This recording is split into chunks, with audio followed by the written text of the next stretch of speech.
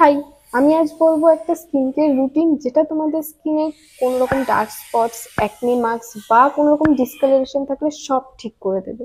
আর এই skin care রুটিনটা তোমাদের ডেইলি ইউজ করারও দরকার নেই, তো উইকে 2-3 এনাফ, আর তাও বা নাইট স্কিন কেয়ার রুটিনে। তো তোমরা আমার চ্যানেলে রেগুলার হলে তোমরা জানবে কিছুদিন আগে আমার স্কিন কন্ডিশন এরকম ছিল, এবার সেটা এরকম গরমের জন্য হোক বা আমার বাজে ডায়েটের জন্য হোক কিংবা আমার ফেভারিট ফ্রুট ম্যাঙ্গোর জন্য হোক, অবস্থা এরকম ছিল। তো সেগুলো অলরেডি ঠিক হয়ে গেছে। এখন প্রবলেম হচ্ছে এগুলো ঠিক করা। আমি 1 সপ্তাহের মধ্যে অ্যাকনেগুলো কি করে ঠিক করেছি সেটার ভিডিও অলরেডি পোস্ট আছে, তোমরা গিয়ে দেখে নিতে পারো। তো এই অ্যাকনে মার্কসগুলো ঠিক করার জন্য আমি ফলো করছি এই স্কিন কেয়ার রুটিনটা। আর এটা নিয়ে আমি এত কনফিডেন্ট কারণ এটা প্রথম না যখন আমি এটা ইউজ করছি, এর আগেও আমি এই স্কিন কেয়ার রুটিনটা ফলো করেছি আর এটার অনেক ভালো রেজাল্ট পেয়েছি। তো তোমরাও তোমাদের স্কিনে অ্যাকনে মার্কস, ডার্ক স্পট বা ডিসকালারেশন ঠিক করতে চাইলে এই রুটিনটা ফলো করো। আমি যেভাবে বলছি সেইভাবেই ফলো করবে। আর এটার কিছু ডুজ এন্ড ডোন্টস আছে, সেগুলো মাথায় রাখলে তোমরা এটার ম্যাক্সিমাম বেনিফিট পাবে। তো আজকে স্কিন কেয়ার রুটিনে মাত্র 4টে স্টেপ আছে। প্রথম হচ্ছে ক্লিনজিং। তোমরা যে কোনো মাইল্ড জেন্টাল ফেস ওয়াশ দিয়ে তোমাদের স্কিনকে প্রথমে ক্লিন করে নাও। আমি এখানে সিম্পলের ফেস ওয়াশ ইউজ করছি কারণ এটা স্কিনে ভীষণ জেন্টাল, এটা অল স্কিন টাইপ। আর আমার স্কিনে এটা অনেক ভালো রেজাল্ট দিয়েছে, আমি অনেক দিন ধরে এটা ইউজ করেছি আর এটা আমার ভীষণ ভালো লাগে। এটা স্কিনকে ইরিটেট করে না, স্কিনকে জেন্টলি অনেক পরিষ্কার করে দেয়। তো ক্লিনজিং এর পর নেক্সট স্টেপ হচ্ছে টোনার। আমি এখানে প্লামের এই রোজ টোনারটা ইউজ করছি কারণ অ্যাকনি মার্কস ট্রিটমেন্টের জন্য এর পরের স্টেপ বা থার্ড স্টেপে আমরা অ্যাপ্লাই করবো গ্লাইকলিক অ্যাসিড। আর গ্লাইকলিক অ্যাসিডের সাথে সব অ্যাক্টিভ কম্বাইন করা যায় না, তাই আমাদের এমন টোনার অ্যাপ্লাই করতে হবে যেটাতে সেরকম কোনো স্ট্রং অ্যাক্টিভ নেই বা এমন কোনো অ্যাক্টিভ নেই যেটা গ্লাইকলিক অ্যাসিডের সাথে যায় না। গ্লাইকলিক অ্যাসিডের সাথে তোমরা হাইলোরনিক অ্যাসিড বা নাইসিনামাইড অ্যাসিড ইজিলি কম্বাইন করতে পারো, কিন্তু তোমরা ভিটামিন সি, কোনো রকম এইচএ, ডিএইচএ এইরকম কিছু অ্যাপ্লাই করতে পারবে না গ্লাইকলিক অ্যাসিডের সাথে। তো আমি এই প্লামের রোজ টোনারটা ইউজ করছি কারণ এটাতে এমন কোনো ইনগ্রেডিয়েন্ট নেই যেটা গ্লাইকলিক অ্যাসিডের সাথে কম্বাইন করে ইউজ করা যায় না। টোনার অ্যাপ্লাই করার পর 5 মিনিট ওয়েট করবে, টোনারটা পুরো শুকিয়ে যাওয়ার পর গ্লাইকলিক অ্যাসিড অ্যাপ্লাই করবে। এরপর হচ্ছে আমাদের থার্ড স্টেপ গ্লাইকলিক অ্যাসিড, যেটা অ্যাকচুয়ালি আমাদের স্কিনে এরকম ডার্ক স্পটসগুলোকে ফেড করে দেয়, ডার্ক স্পটগুলোকে বা কোনো ডিসকালারেশন থাকলে ঠিক করে দেয়, ট্যান রিমুভ করতে হেল্প করে, তাছাড়াও আমাদের স্কিনকে ব্রাইট করে, হেলদি করে। আর এটা শুধু ফেসে না, পুরো বডিতে অ্যাপ্লাই করা যায়। তো গ্লাইকলিক অ্যাসিড এরকম একটা পি সাইজ ইজ সাফিসিয়েন্ট। এটা অনেক ইউজ করলে, এটা বেশি ইউজ করলে স্কিনে এটা খারাপ এফেক্ট পড়তে পারে, এটা স্কিনের জন্য হার্শ হতে পারে। তো একটা সাফিসিয়েন্ট অ্যামাউন্ট যেটা তোমাদের স্কিনের দরকার, যেটা তোমাদের মুখে দরকার, অ্যাপ্লাই করে নাও।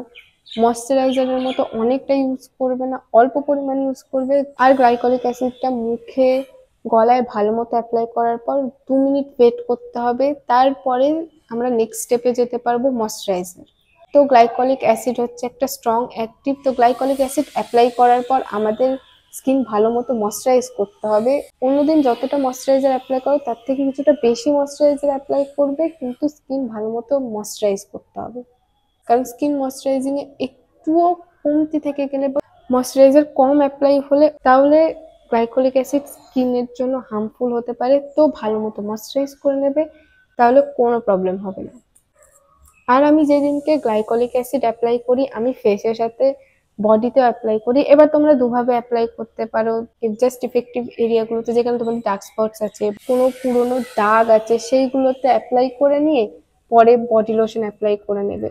আর নইলে তোমরা আমার মতো করে অ্যাপ্লাই করতে পারো। আমি বডি লোশনের মধ্যে গ্লাইকলিক অ্যাসিড মিক্স করে নিয়ে পুরো হাতে পায়ে অ্যাপ্লাই করি, যাতে কোনো অ্যাকনি মার্কস বা কোনো ডার্ক স্পটস হাতে পায়ে থেকে গেলে সেটাও ফেডেড হতে থাকে, আর তার সাথে সাথে বডি ট্যানও কমতে থাকে। গ্লাইকলিক অ্যাসিড স্কিন কেয়ার রুটিনে ইনক্লুড করার আগে তোমাদের কিছু ডুজ এন্ড ডোন্টস মাথায় রাখতে হবে। এগুলো মাথায় না রাখলে তোমাদের স্কিনে এটা উল্টো এফেক্ট করতে পারে, এটার জন্য তোমাদের স্কিন ড্যামেজ হতে পারে, ট্যান বেড়ে যেতে পারে, তাছাড়াও স্কিন ব্যারিয়ার কম্প্রোমাইজ হতে পারে। তো এত কিছু না চাইলে ডুজ এন্ড ডোন্টস গুলো মাথায় রেখে তারপরে গ্লাইকলিক অ্যাসিড অ্যাপ্লাই করবে। প্রথমেই হচ্ছে গ্লাইকলিক অ্যাসিড কোনোদিনও মর্নিং স্কিন কেয়ার রুটিনে অ্যাপ্লাই করা যায় না বা দিনে অ্যাপ্লাই করা যায় না, এটা সবসময় নাইট স্কিন কেয়ার রুটিনেই অ্যাপ্লাই করতে হয়। গ্লাইকলিক অ্যাসিড মাখা অবস্থায় কখনোই রোদে বা সানলাইটে আসা যায় না। তাহলে এটা স্কিন ড্যামেজ করে, ট্যান করে দেয় স্কিন। তাছাড়াও নইলে তোমাদের স্কিন আরো বেশি ট্যান হয়ে যেতে পারে আর ডার্ক স্পটস বেড়ে যেতে পারে, আরো বেশি ট্যান হয়ে যাবে, স্কিন পুড়ে যাবে। তো কোনোদিনও glycolic acid morning skin care রুটিনে অ্যাপ্লাই করবে না, অলওয়েজ নাইট স্কিন কেয়ার রুটিনে অ্যাপ্লাই করবে। আর সেকেন্ড হচ্ছে, যেদিন গ্লাইকলিক অ্যাসিড অ্যাপ্লাই করবে চেষ্টা করবে পরের দিন সকালবেলা তোমাদের যাতে মর্নিংয়ে বা সানলাইটে কোথাও বেরোতে না হয়। যদি একান্তই বেরোতে হয় সকালবেলা উঠে ভালো মতো স্কিন ধুয়ে আগে সানস্ক্রিন অ্যাপ্লাই করবে। আর যখন বাড়ি থেকে বেরোবে তখনও morning skin care routine complete করার পর অনেকটা সানস্ক্রিন অ্যাপ্লাই করবে। হয়তো ডেইলি যে সানস্ক্রিনটা অ্যাপ্লাই করো তার থেকে একটু বেশি করবে, কিন্তু ভিজিবল সব বডি পার্টসে যে বডি পার্টে তোমরা গ্লাইকলিক অ্যাসিড অ্যাপ্লাই করেছিলে রাতে, সেই বডি পার্টে অনেক বেশি করে সানস্ক্রিন অ্যাপ্লাই করবে। সানস্ক্রিন গ্লাইকলিক অ্যাসিড অ্যাপ্লাই করার পর সানস্ক্রিন না মেখে রোদে যাওয়া ভেরি ব্যাড ডিসিশন। গ্লাইকলিক অ্যাসিডে যাতে কোনো রকম অন্য অ্যাক্টিভ বা অন্য কোনো স্ট্রং অ্যাক্টিভ অ্যাপ্লাই করবে না, কারণ গ্লাইকলিক অ্যাসিডের সাথে সব রকম অ্যাক্টিভ কম্বাইন্ড করে স্কিনে অ্যাপ্লাই করা যায় না। তো যেদিনকে গ্লাইকলিক অ্যাসিড অ্যাপ্লাই করবে কোনো সিরাম ইউজ করবে না, জাস্ট ক্লিনজিং, টোনিং, তারপরে মাঝে গ্লাইকলিক অ্যাসিড অ্যাপ্লাই করবে আর তারপর ময়শ্চারাইজিং। আর কোনো স্টেপ অ্যাড করবে না যেদিনকে তোমরা গ্লাইকলিক অ্যাসিড অ্যাপ্লাই করবে। আমি এখানে গ্লাইকলিক অ্যাসিড GA6 এই ক্রিমটা ইউজ করছি, এটা জেল বেস। আর আমার অয়েলি স্কিন, তো আমার জেল বেস হলে সুবিধা হয়। তো তোমাদের যদি ড্রাই স্কিন হয় তো এটার একটা ক্রিম বেসও ভেরিয়েন্ট পাওয়া যায়, তোমরা সেটা ট্রাই করতে পারো। আর আমি বলবো সবসময় 6% শুরু করো, তারপরে তোমরা 12% যেতে পারো। 6% সেফ। আর তোমাদের স্কিন কেয়ার রুটিনে প্রথমের জন্য গ্লাইকলিক অ্যাসিড যদি ইউজ করবে ভাবো, তো আমি বলবো সেফ অপশন 6টাই প্রথমে কেনো।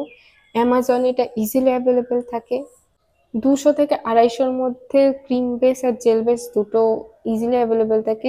জেল বেসটা তো 200-র মধ্যেই প্রাইস থাকে, কখনো 180, 186, 190 এর মধ্যে তোমরা পেয়ে যাবে অ্যামাজনে। আর ক্রিম বেসটা 250 মানে 250-র মধ্যে ইজিলি পেয়ে যাবে। তো এরকম কিছু ডুজ অ্যান্ড ডোন্টস ফলো করে তোমরা যদি গ্লাইকলিক অ্যাসিড আমি যেভাবে স্কিন কেয়ার রুটিনে অ্যাপ্লাই করলাম তোমরা এইভাবে অ্যাপ্লাই করো, আর কিছু জিনিস মাথায় রাখো, দেন তোমাদের স্কিনে কোনো প্রবলেম হবে না। তোমরা এই স্কিন কেয়ার রুটিন বা গ্লাইকলিক অ্যাসিডের এফেক্ট 2 সপ্তাহের মধ্যে তোমাদের স্কিনে ভিজিবল দেখতে পাবে। 2 সপ্তাহের মধ্যে তোমাদের স্কিনে কোনো ডার্ক স্পটস থাকবে না। 2 সপ্তাহ মানে 4টে ইউজে।